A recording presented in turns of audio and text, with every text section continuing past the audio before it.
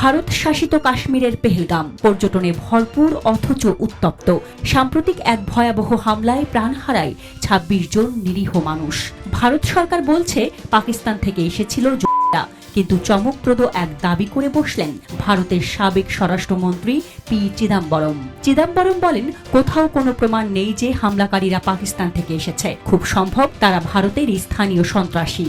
এই বক্তব্য সামনে আসতেই শুরু হয় রাজনৈতিক ভূকম্পন। শাসক দল বিজেপি তীব্র প্রতিক্রিয়া জানায়, অভিযোগ তোলে কংগ্রেস যেন পাকিস্তানের পক্ষে সাফাই গাইছে।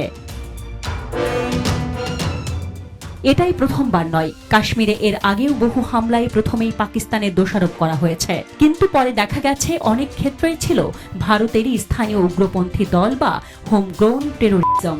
২০১৩ সালে হায়দ্রাবাদ বিস্ফোরণে প্রথমে দায় চাপানো হয় পাকিস্তানি লস্কর-ই-তৈবার উপর। পরে ধরা পড়ে ইন্ডিয়ান মুজাহিদিন নামের এক স্থানীয় চরমপন্থী গোষ্ঠী। ২০০৬ সালে মালেগাঁও বিস্ফোরণে প্রথমে মুসলিম গোষ্ঠীকে দায়ী করা হলেও পরে উঠে আসে হিন্দু এক্সট্রিমিস্ট গ্রুপ এর নাম। এই ঘটনার সঙ্গে জড়িত ছিল স্বামী অসীমানন্দ, যিনি বিজেপির ঘনিষ্ঠ সংগঠন সংঘ পরিবারের সদস্য। চিদাম্বরমের বক্তব্যে উঠে আসে আরেকটি গুরুত্বপূর্ণ প্রশ্ন, সরকার কেন জানায় না হামলাকারীরা কারা, কোথা থেকে এসেছে। তিনি বলেন, এনআইএ কি তদন্ত করেছে তা জানা যাচ্ছে না। তিনি স্পষ্ট বলেন, যদি কোনো ক্ষয়ক্ষতি হয়ে থাকে সেটি স্বীকার করা উচিত, যুদ্ধ মানেই তো ক্ষয়ক্ষতি। তিনি সরকারের অপারেশন সিঁদুর নিয়েও প্রশ্ন তোলেন, অভিযোগ করেন যুদ্ধের বাস্তব চিত্র আড়াল করছে সরকার।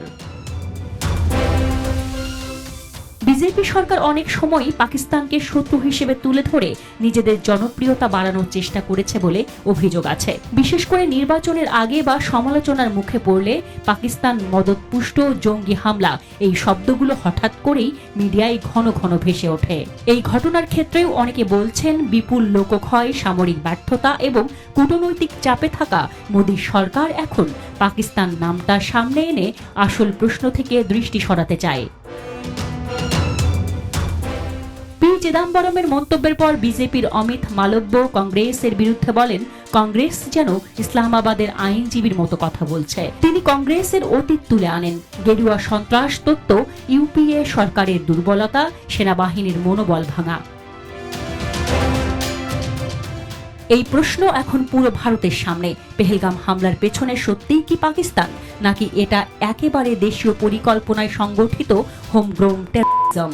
নাকি সরকার রাজনৈতিক চাপ সামলাতে এমন গল্প তৈরি করছে? কাশ্মীরে অসন্তোষ, বিচ্ছিন্নতাবাদ, রাজনৈতিক অবদমন এসব বিষয় বহুদিনের। নিরাপত্তা বিশ্লেষকরা আশঙ্কা করছেন যে কোনো সময় এসব বিষয়ের মধ্য থেকেই জন্ম নিতে পারে দেশীয় চরমপন্থী গোষ্ঠী।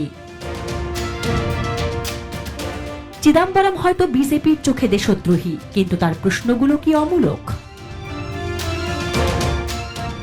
Desk report, Dhaka express.